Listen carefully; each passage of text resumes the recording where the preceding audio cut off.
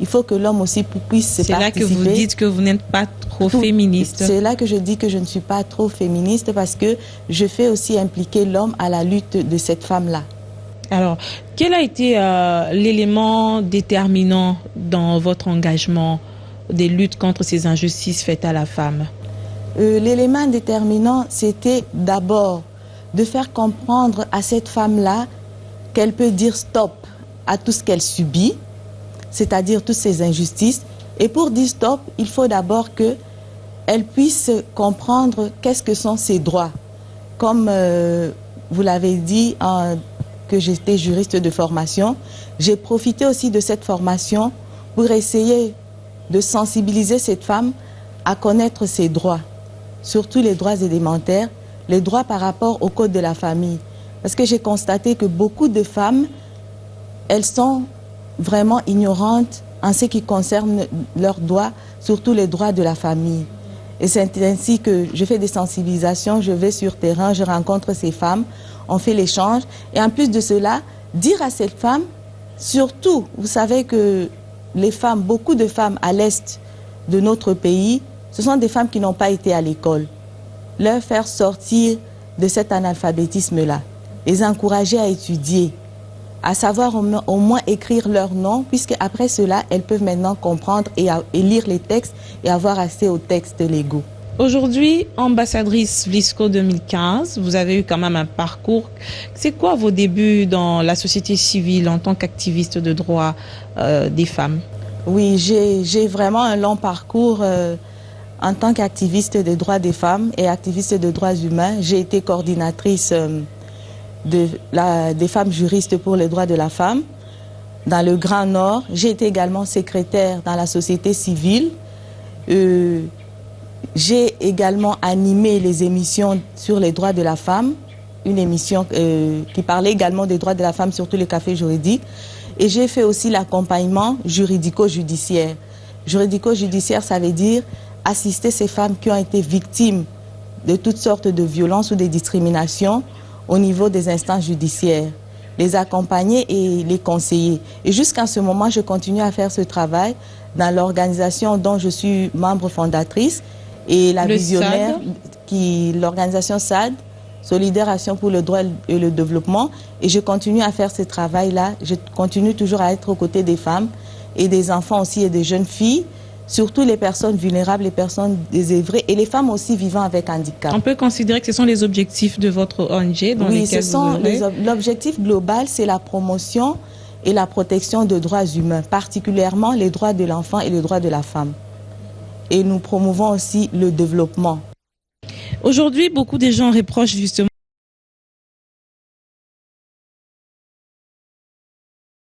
ces ONG de servir de cette douleur de l'Est de la République démocratique du Congo pour avoir des financements. Est-ce que vous vous retrouvez finalement dans quel camp? Bon, au départ, nous, ce n'était pas la vision du financement. Parce que jusqu'à ce jour, c'est vrai qu'on a des partenariats, mais on n'a pas vraiment reçu de financement conséquent de la part des organisations internationaux.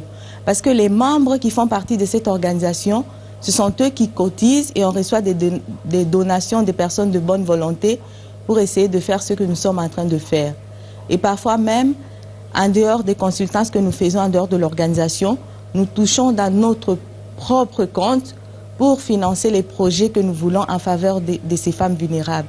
Et on a essayé aussi d'amener ces femmes, ces mamans et les hommes aussi. Il y a aussi des hommes qui sont dans une situation de vulnérabilité, à leur apprendre à s'organiser dans des micro-projets qu'on appelle des micro-crédits.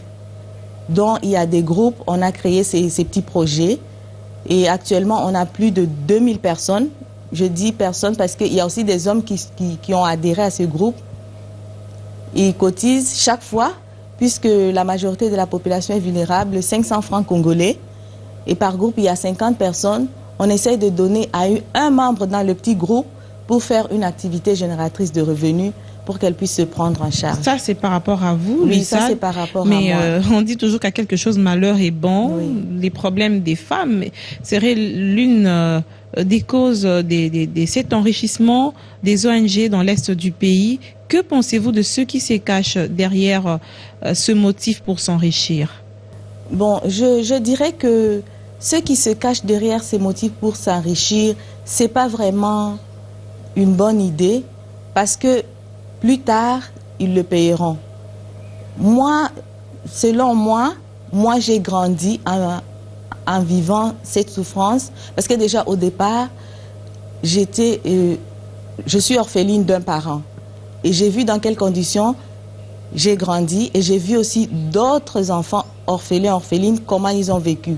Et cela m'a touchée et j'ai vu aussi la situation de la femme veuve. Et c'est par rapport à cela que je m'étais dit, j'avais comme un rêve, un jour, quand je serai grande, essayer de soutenir ceux qui sont aussi dans la même situation. Heureusement pour moi que j'ai fini mes études, j'ai été bénie et je me suis dit, pourquoi ne pas partager le peu que j'ai avec ceux qui n'en ont pas. Aider les autres. Aider les autres. C'est mon rêve depuis quand j'étais petite. Aujourd'hui, c'est vrai qu'on a présenté la femme de l'Est comme une femme violée, une femme qui vit dans la souffrance. Vous venez de là.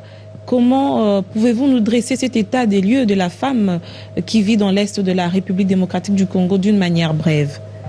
La situation de la femme qui vit dans l'Est de la République démocratique du Congo, c'est une situation qui est très préoccupante. Parce qu'on pense qu'on est en train de résoudre certains problèmes, mais les problèmes ne font que s'accumuler. Parce qu'on se disait déjà que voilà, on aura la paix, mais il y a encore des bruits de bottes. Je pense que vous donnez des informations.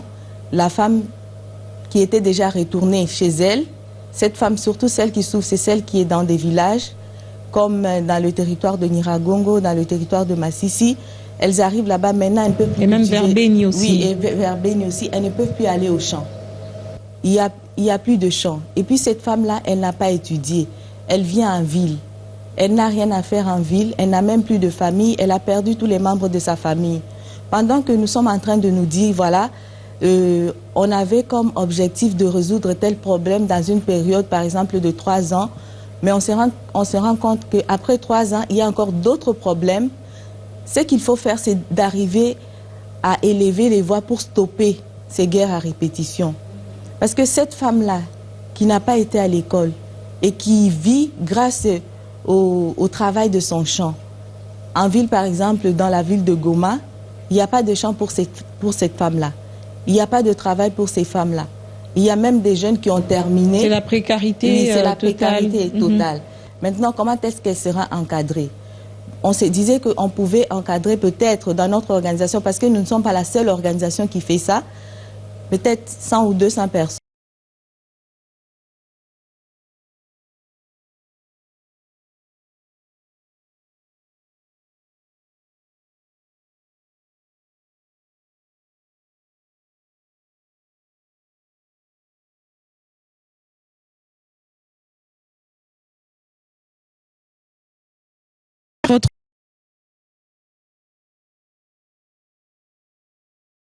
Ces combats sur le terrain, j'ai tout de suite envie de vous poser la question par rapport à cette nomination, cette élection, parce qu'il fallait qu'on puisse voter suffisamment.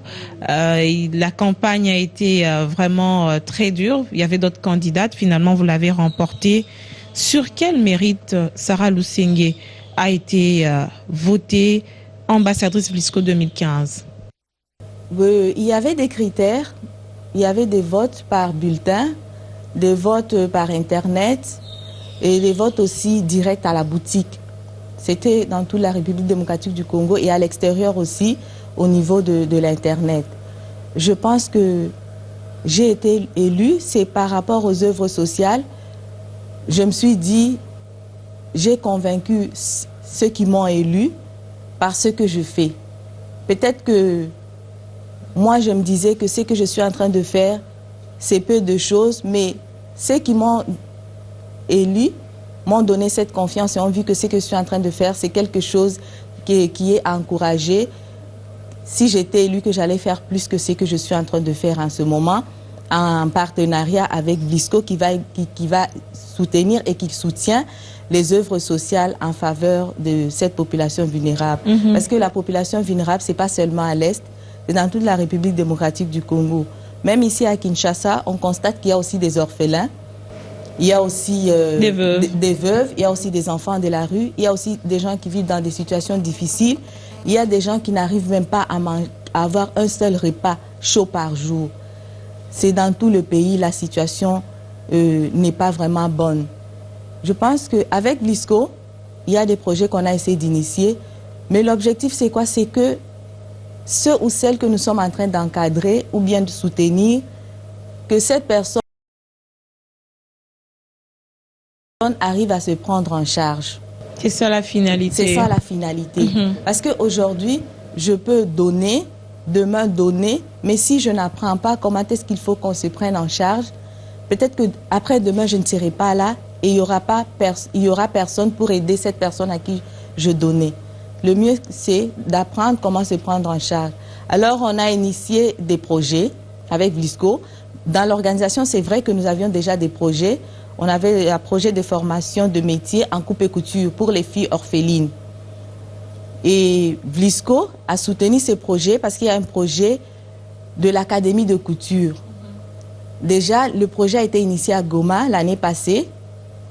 Et ça a commencé à Goma. Les filles à Goma, les filles vulnérables, elles ont commencé le projet de coupe et couture, l'apprentissage. Et elles ont fini l'apprentissage. Maintenant, elles sont en stage. Et le projet s'est répandu au Niger, au Ghana. Et Vlisco a dit pourquoi pas aussi à Kinshasa. Et le projet aussi a débuté à Kinshasa l'année passée, avec l'ambassadrice qui a été élue, celle qui a fait le lancement du projet. Et maintenant... vous êtes dans la continuité. Moi, je suis dans la continuité. Et le vendredi, elles vont recevoir leur diplôme. Et je pense que c'était en fonction d'un critère bien défini. Mais ces filles, elles ont une particularité parce que ce sont des filles aussi qui ont vécu des situations de vulnérabilité. Pour dire vulnérabilité, c'est qui veut dire quoi? Ce sont des filles quand même qui ont eu à être modélistes et qui ont suivi le stylisme. Maintenant, Vlisco vient renforcer ce qu'elles ont eu comme formation. Mais Vlisco a fait un critère de choix sur leur motivation, le fait d'être couturière, le fait d'être démunies. Peut-être qu'elles ont perdu un parent. Il y a parmi ces filles, des filles orphelines qui ont perdu un parent ou les deux parents. Ce sont les membres de la famille qui les aident à continuer les études. Et Vlisco a choisi 15 filles. Au départ, elles étaient à 100. Après la sélection, il y a eu 15 filles. Ce sont elles qui vont terminer la formation avec Vlisco en partenariat avec l'ICETAM. Et avec les professeurs de l'ICETAM, ça a pris 4 mois. Ainsi, elles vont maintenant, après la remise des diplômes, faire un stage de professionnalisation. Tout cela dans l'objectif de faire d'elles des personnes responsables, des couturières professionnelles, et cela dans le cadre de l'entrepreneuriat féminin. Qu'est-ce que j'allais même poser au niveau de l'Afrique. Comme question, c'est bien bon l'initiative de former, de renforcer leurs capacités, mais après, est-ce qu'il y a un accompagnement de Vlisco pour qu'elles deviennent réellement autonomes? C'est ça l'idéal, vous aviez dit ça tout à l'heure. Il y a un accompagnement et c'est l'objectif de Vlisco, qu'elles puissent être reconnues au niveau international et aux normes des stylistes de Vlisco. C'est à encourager. Et puis on a aussi des projets avec Vlisco par rapport à cela. À Goma également, nous nous sommes dit, comme il y a des femmes vulnérables, il y a le projet aussi d'assistance des femmes vulnérables, des femmes qui sont en situation difficile, qui mettent au monde des enfants et qui n'ont pas de vêtements pour sortir de l'hôpital après leur maternité. Mais finalement, c'est qu'elles pratiquent ça aussi. On l'a remarqué nos mères, c'est vrai que les super wax, c'était toujours... C'était dans la coutume, même avant, même maintenant, surtout à l'Est. Quand une femme met au monde, pour la remercier, on lui offrait un pagne super wax. Son mari lui offrait, c'était comme pour l'honorer, on lui offrait un pagne super wax. Et on a trouvé qu'avec les temps qui sont difficiles, la situation qui est difficile, avec tout ce que les femmes ont traversé, il y a même des filles qui ont donné naissance, qui donnent naissance aux enfants issus du viol. Et parfois, ces filles, elles n'acceptent pas cet enfant. Peut-être que si elles sont encouragées, quand elles ont donné naissance, essayer d'accepter cet enfant avec un petit pagne, elles vont comprendre que Vlisco n'est pas seulement dans l'épargne, mais aussi dans le social. Okay. Et on a ciblé à Goma 10 hôpitaux. Là, on va exécuter ce projet-là d'ici là. Et le projet de couture aussi à Goma continue. Et à Goma également, avec notre organisation, l'organisation SAD, on avait déjà initié un projet d'encadrement des enfants orphelins dans l'apprentissage de l'outil informatique et des enfants vulnérables aussi. Parce qu'il y a ceux qui ne sont pas orphelins, mais qui sont vulnérables. Les parents n'ont pas de travail. C'est comme les parents, je disais tantôt, les parents qui sont déplacés de guerre et qui étaient des cultivateurs, ils n'ont aucun revenu quand ils arrivent à Goma. On va initier un centre informatique. Le projet a déjà débuté. Vlisco va renforcer avec le matériel informatique pour la continuité de ces projets. Tout cela dans le but pour que ces enfants, ces orphelins, puissent se prendre en charge. Parce que quand ces enfants n'ont pas d'occupation, il y a l'oisivité, la délinquance, et on ne sait pas gérer tout ça. Mais quand ils ont une formation et ils sont occupés, je pense qu'il y a la on comprend bien que le fait que vous soyez ambassadrice Vlisco, c'est une lourde responsabilité. C'est vrai que le public a toujours voulu savoir, mais c'est quoi les obligations en étant ambassadrice Vlisco, mais aussi quels sont les moyens que Vlisco vous donne? Il faudrait éclairer l'opinion par rapport à ce titre-là. Oui, les obligations, je pense que obligation, c'est trop fort. C'est comme si nous étions en partenariat. Vlisco, comme j'ai été élue ambassadrice, Vlisco, au départ, a voulu valoriser cette femme-là. Valoriser ce que la femme fait pour que moi, je puisse être l'exemple pour d'autres femmes. Peut-être aujourd'hui, l'année passée, il y avait une ambassadrice, Madame Patience, que je salue également en passant. Elle a fait des choses aussi extraordinaires. Il y a beaucoup de femmes qui font des choses extraordinaires. Valoriser ce que les femmes, ces femmes ordinaires qui font des choses extraordinaires pour que demain, parce qu'il y a beaucoup de femmes qui ont des moyens. Je n'ai pas vraiment des moyens extraordinaires avec ce que je fais. Mais le peu que j'ai, je le partage avec ceux qui n'ont pas. S'il y a d'autres femmes qui ont des moyens, qui peuvent aussi partager avec d'autres qui n'en ont pas, à travers Vlisco, à travers ce que Vlisco a démontré, elles peuvent être encouragées en disant, voilà, Madame Sarah, elle a été nominée par Vlisco pour ce qu'elle faisait, pour les œuvres sociales qu'elle posait en faveur de la population. Nous aussi, si on le faisait, peut-être que demain, nous allons être valorisés par une autre organisation ou bien peut-être par Vlisco. C'est juste encourager aux femmes de faire mieux. Plus c'est ce qu'elles font, ou bien si elles ne le font pas et qu'elles ont des moyens, qu'elles puissent arriver à faire ce que nous sommes en train de faire aujourd'hui. Et Vlisco, à travers déjà ce que nous faisons, Vlisco vient nous donner un coup de main, nous appuyer, nous renforcer sur ce que nous faisons déjà pour valoriser et porter haut ce que nous faisons. Donc vous êtes d'accord que ce titre vous apporte quelque chose de plus, oui, une valeur ajoutée oui, dans votre bagage? Oui, ça m'apporte une valeur ajoutée dans mon bagage parce que déjà là, le projet que nous avions, Vlisco vient maintenant renforcer ce projet. Peut-être que je devais encore courir par-ci, par-là, pour frapper par-ci, par-là, pour bénéficier d'un appui.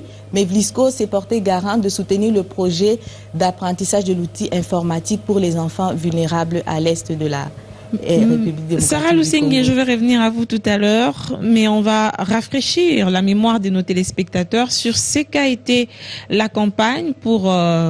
au finish, devenir ce que vous êtes aujourd'hui, ambassadrice Vlisco 2015, ça n'a pas été facile. Il a fallu convaincre les électeurs de Goma surtout, d'où vous venez sur le terrain, en vue de pouvoir gagner des voix qui vous ont hissé aujourd'hui à ce titre d'ambassadrice Vlisco 2015.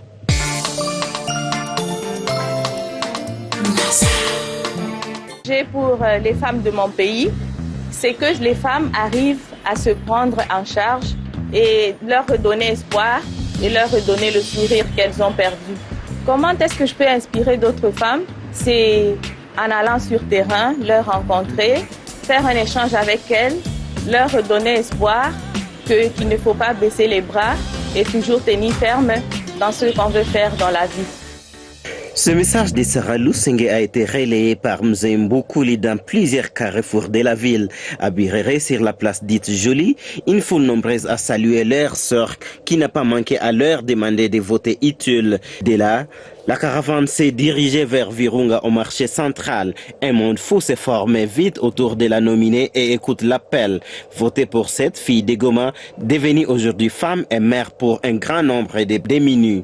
Au kilomètre témoin, le même appel est lancé. La plus forte ambiance a été observée au marché Olive Lembe dit à Lanine. Ici, les vendeurs et vendeuses connaissent bien leur idole et disent la soutenir. Ndiavake Lusenge et son équipe ont fait un détour à l'entrée président avant d'être ovationnés par les vendeurs des souliers usagés au marché Kadeko. La dernière course a été faite à la Grande Barrière pour avoir le soutien des agents de l'État. Arrivé au siège Vlisco, Sarah Lusenge a, avec une modestie inégalée, appelé les hôtes de Vlisco à voter pour elle. Ningekuwa élue ambassadrice, mimi nasema kani kuendelesha kazi yenyewe tunakuwa tuko nafasi sur terrain. Tutalomba kile mama ministre na iko hapa atatusutenir, atatunga mkono kwa kazi yetu tunafanyaka. Parce que si tuko ba partenaire privilégié tunasemaka ya gouvernement. Message qui tombe à point nommé car la ministre provinciale du genre veut voir l'ambassadrice Vlisco 2015 venir de sa province. Mon message ne peut être qu'un message d'encouragement d'abord à l'ambassadrice et deuxièmement aussi appeler toute notre population à voter massivement pour cette dame qui fera la fierté de la province du Nord. Sachez que la nomination de Sarah Lusenge comme candidate Vlisco 2015 est motivée par ses œuvres sociales en faveur des personnes vulnérables dans la société.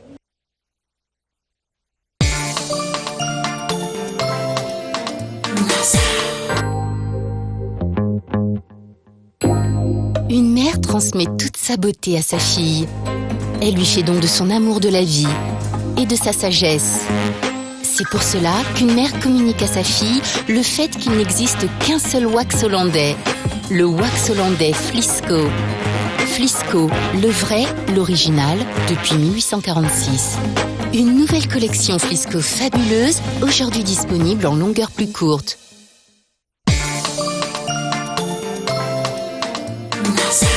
Ça n'a pas été facile sur le terrain pendant cette période de campagne. Oui, ça n'a pas été facile. Puisque vous n'étiez pas la seule candidate, vous étiez aux côtés de 3 autres candidates. Oui. Mais quand même, vous avez pu convaincre. Bon, moi, quand j'étais sur terrain, j'essayais d'expliquer aux gens ce que je faisais.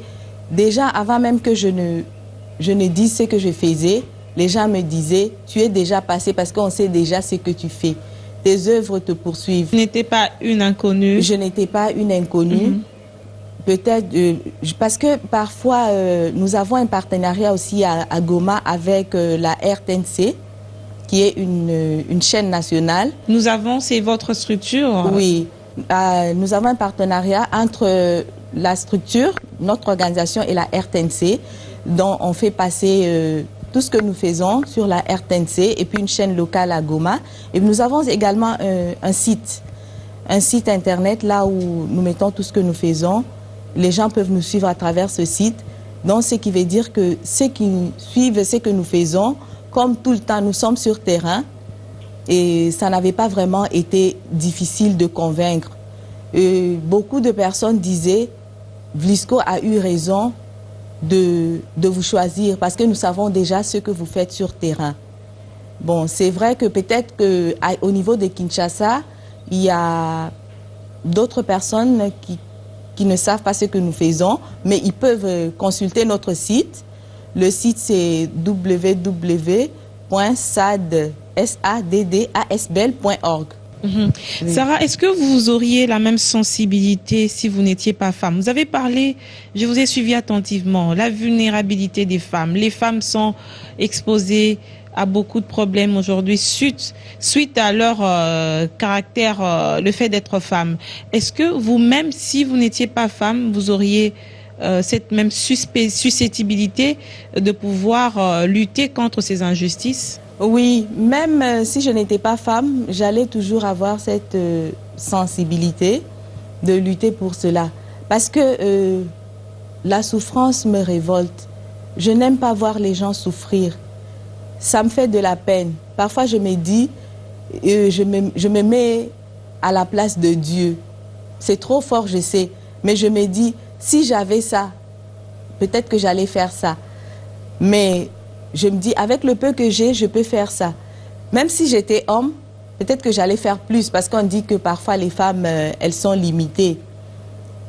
Si j'étais homme, j'allais toujours faire ce que je suis en train de faire en ce moment. Peut-être que j'allais être plus soutenue, mais cela n'empêche, parce que je suis soutenue par mon mari, il me soutient dans tout ce que je fais, et lui aussi, il s'implique à fond dans tout ce que je fais. Je me dis toujours que s'il ne voulait pas que je fasse ce que je fais aujourd'hui, c'est que je ne le ferai pas. Mais il m'encourage toujours à faire, d'aller de l'avant, il me conseille. Et quand je suis sur terrain, quand je suis en train de sensibiliser les gens, j'invite aussi les hommes. Et je dis toujours aux hommes, il faut toujours soutenir les femmes. Parce que donc il n'y a pas de combat d'égalité des droits des femmes sans hommes. Sans hommes, voilà. Parce que si les hommes s'impliquent plus, je pense que les choses vont marcher. Même quand on vote des lois, la plupart du temps, ce sont les hommes. La minorité, ce sont des femmes. Si la majorité, en tant qu'homme, refuse que cette loi passe, dont la loi ne va pas passer. Et c'est pour cela que dans tout combat, il faudrait qu'on puisse faire impliquer l'homme dans le combat que nous sommes en train de faire. Est-ce que l'homme reste ouvert à vous accompagner? L'homme en général, voudrais-je dire?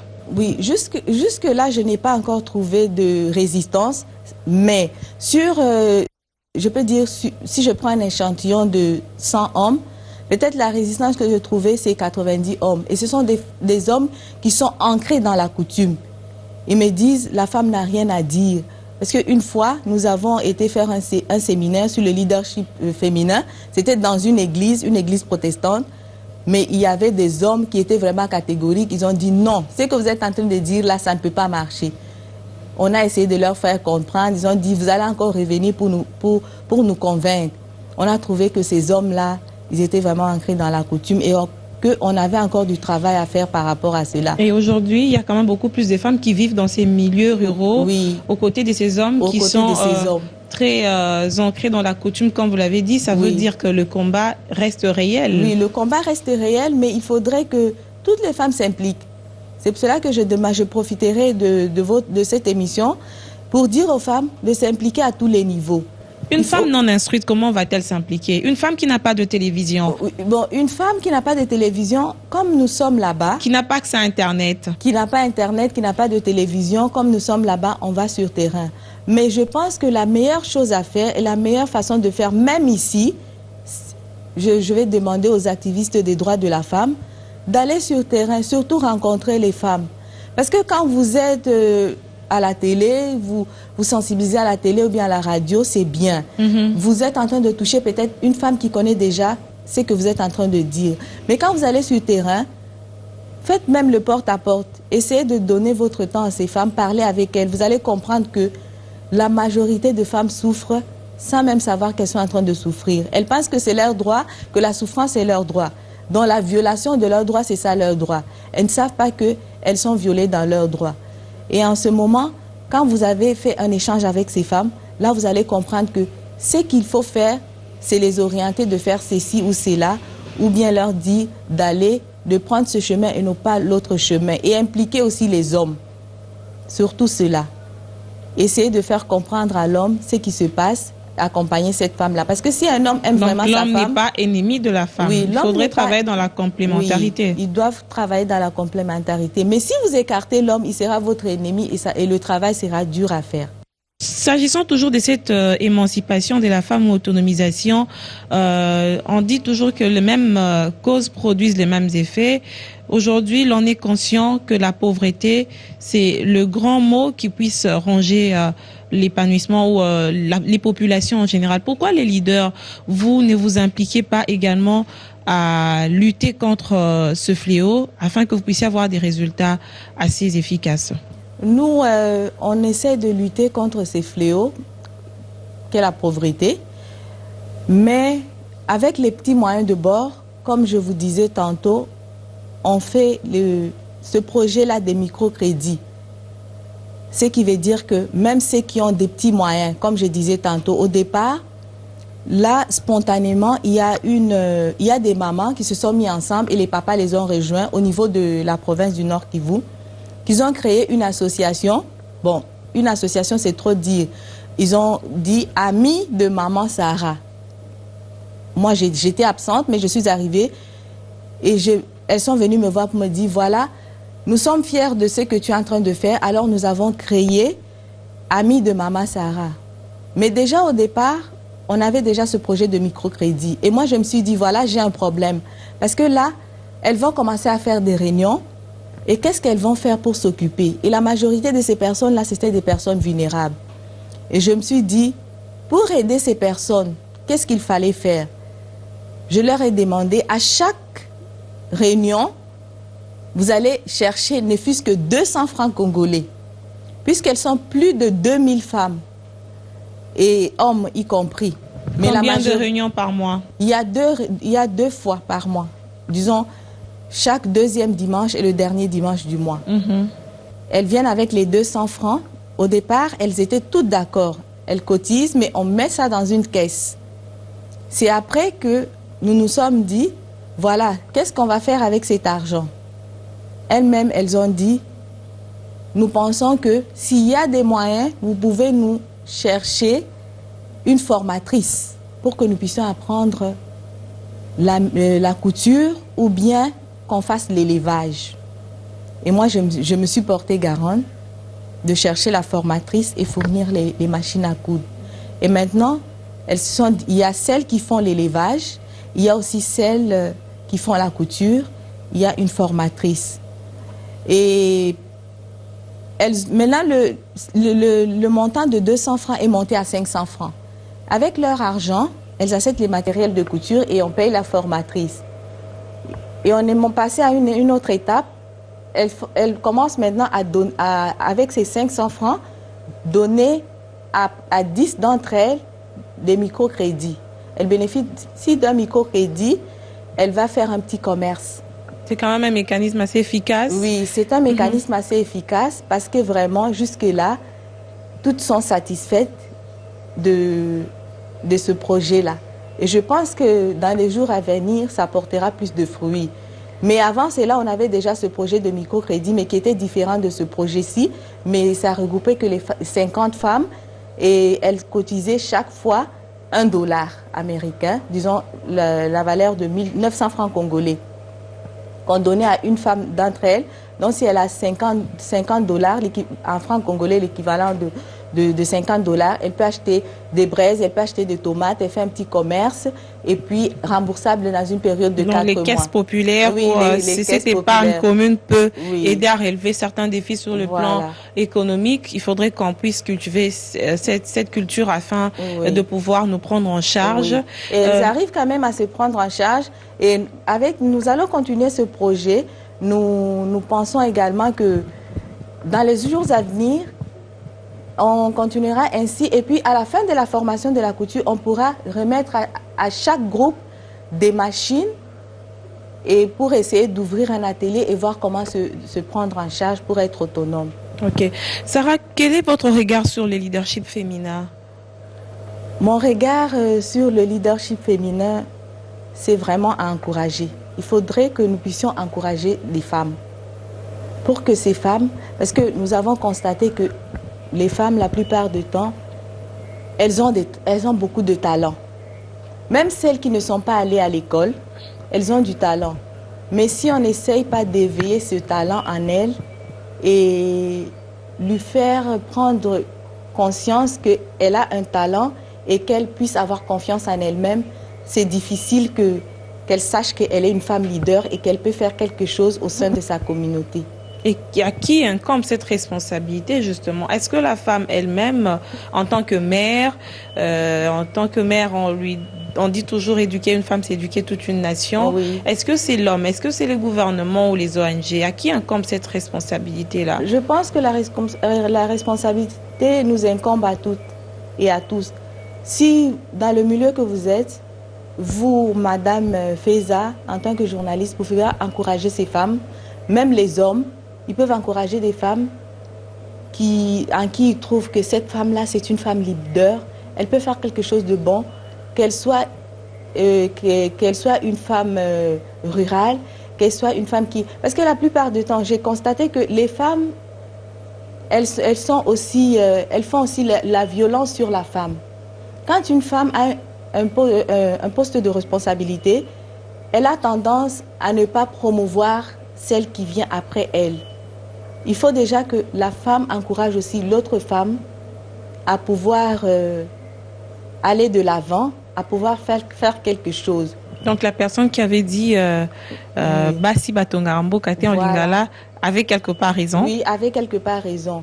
Parce que quand vous trouvez une femme qui a un poste de responsabilité, elle a tendance à bloquer celle qui peut émerger. Je pense qu'il faudrait que nous puissions enlever cette idée-là de nous, essayer de tenir la main à nos sœurs, à nos mamans, pour leur soutenir, nous qui sommes déjà peut-être à un niveau élevé, pour qu'elles aussi, elles puissent s'élever aussi, avoir confiance en elles et aller de l'avant. C'est ainsi que nous allons peut-être gagner le combat. Et quelle chance vous accordez à ce combat? On va s'en sortir? Je pense qu'on va s'en sortir si on le veut. Mais le chemin est vraiment long. Qu'est-ce qu'il fallait qu'on puisse faire qui n'a pas été fait, qui puisse changer la donne selon vous dans ce combat de la femme? Dans le combat de la femme, je pense ce qu'il faut qu'on fasse, c'est qu'il faut qu'on puisse impliquer l'homme. Plus impliquer l'homme, ne pas le prendre comme un ennemi, mais plutôt un partenaire. Impliquer aussi nos jeunes enfants. Surtout les jeunes enfants, quand je dis les jeunes enfants, dont les filles et les garçons. Parce que déjà, au sein de la famille, on commence à faire une distinction. Et cette tâche-là incombe plus à la maman parce que c'est la mère qui est toujours avec les enfants. Déjà, dès le bas âge, si vous recevez cette éducation-là, je pense que dans les jours à venir, parce que nous disons que c'est l'enfant l'avenir de demain, on n'aura plus ce problème que nous avons aujourd'hui. Donc, il faudrait que tout le monde puisse mettre la main à la pâte afin que nous puissions avoir les résultats escomptés. Sarah, en 2 minutes, on va parler encore de ce projet sur l'Académie de couture, dont vous êtes en quelque sorte marraine et qui va, vous l'avez dit, au cours de l'émission, se dérouler le vendredi. Ça sera encore une occasion pour vous de pouvoir pas prouver vos atouts, mais de pouvoir accompagner d'une manière ou d'une autre ces œuvres qui sont à caractère social, n'est-ce pas? Oui, comme je vous le disais tantôt, l'Académie de couture, ça se clôture, ils vont recevoir les diplômes le vendredi, mais ça se clôture seulement pour la formation et la réception des diplômes. Nous allons encourager ces jeunes filles à aller de l'avant. Parce que l'objectif de Vlisco, c'est leur porter haut au niveau international, qu'elles soient au niveau du standing africain et au standing de Vlisco. Et maintenant, elles vont débuter un stage de formation, un stage de professionnalisme. Nous disons également à la population que Vlisco est aussi dans le social. Vlisco œuvre vraiment dans le social et s'implique pour soutenir ces jeunes filles, et pas seulement les jeunes filles, comme je vous ai dit aussi le projet qui est à Goma, le projet d'apprentissage de l'outil informatique. Il y a des orphelins, des vulnérables qui se sont fait inscrits pour la formation. Donc Vlisco s'implique dans la formation de tout le monde. Donc quand vous achetez un pain Vlisco, c'est que vous avez déjà aussi contribué au social, d'une manière ou d'une autre, au social de ces jeunes filles-là et de ces enfants orphelins, de ces enfants vulnérables pour leur formation. Quelles sont vos ambitions, vos perspectives, Sarah Lusenge, toujours aux côtés de la population? Est-ce que vous avez des ambitions politiques? Jusque-là, je n'ai pas d'ambition politique. On m'a toujours posé cette question, mais je dis que je n'ai pas d'ambition politique. Je préfère rester dans l'humanitaire. Peut-être, on ne le sait pas, si je suis nommée ministre du genre... Ça ne peut servir que d'un tremplin. Oui, ça peut servir que d'un tremplin, mais je vais axer ma vie pour l'humanitaire. Je préfère être aux côtés de la population, aux côtés des personnes vulnérables, aux côtés des orphelins, aux côtés de la femme veuve, aux côtés des personnes démunies. C'est là ma passion et mon rêve. Est-ce que l'on peut considérer que c'est aussi la conclusion par rapport à l'émission d'aujourd'hui? Oui, c'est aussi la conclusion par rapport à l'émission. Parce que quand je suis aux côtés de ces personnes, quand j'essaie de leur redonner le sourire, je me dis que j'ai fait quelque chose. Cette personne-là pourra dormir en paix et n'aura pas de soucis ce jour-là. Ça veut dire qu'il faudrait toujours avoir une oreille attentive, être assez attentionné par rapport à ceux qui vivent aux côtés de nous au quotidien, parce que la vulnérabilité ronge certaines parties de nos pays et Sarah Lusenge fait partie de ces femmes qui se lèvent pour dire non à la pauvreté, surtout la pauvreté qui touche à la femme congolaise. Vous l'avez entendu au cours de cette émission. Merci de votre fidélité à ce magazine. On vous retrouve très bientôt pour un nouveau numéro. Merci Sarah d'avoir répondu à notre invitation. Merci Madame Pisa. Une mère transmet toute sa beauté à sa fille. Elle lui fait don de son amour de la vie et de sa sagesse. C'est pour cela